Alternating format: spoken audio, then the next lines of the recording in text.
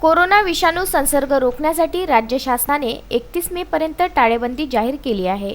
तसेच राज्यात व जिल्ह्यात साथरोग अधिनियम 1897 लागू करण्यात आला आहे।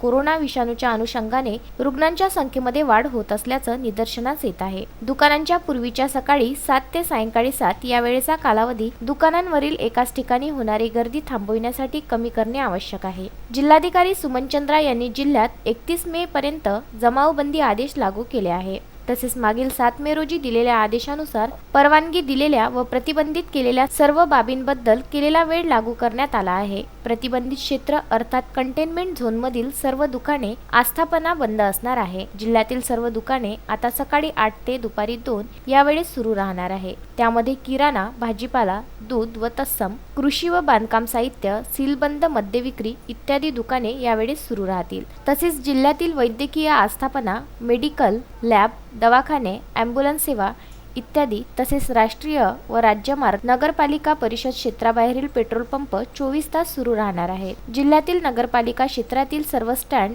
स्वतंत्र दुकाने, कॉलनी व रहिवासी भागातील सर्व दुकाने सकाळी 8 ते दुपारी 2 या वेळेस सुरू राहतील। परंतु या भागात सलग 5 पेक्षा जास्त दुकाने ओळीत उघडी राहणार नाही, याची संबंधित नगरपालिका मुख्याधिकारी यांनी दक्षता घ्यावी। जर ओळीत अशी 5 पेक्षा जास्त दुकाने असतील तर यापैकी केवळ अत्यावश्यक वस्तू व सेवांची दुकाने सुरू राहतील। तसेच ग्रामीण भागात सर्व दुकाने याच वेळेत सुरू राहतील। या आदेशाचे उल्लंघन केल्यास संबंधितांवर आपत्ती व्यवस्थापन अधिनियम 2005, भारतीय साथरोग अधिनियम 1897, भारतीय दंडसंहिता 1860च्या कलमान्वये 188 अंतर्गत दंडात्मक कारवाई करण्यात येणार आहे, असे जिल्हा दंडाधिकारी यांनी कळविले आहे।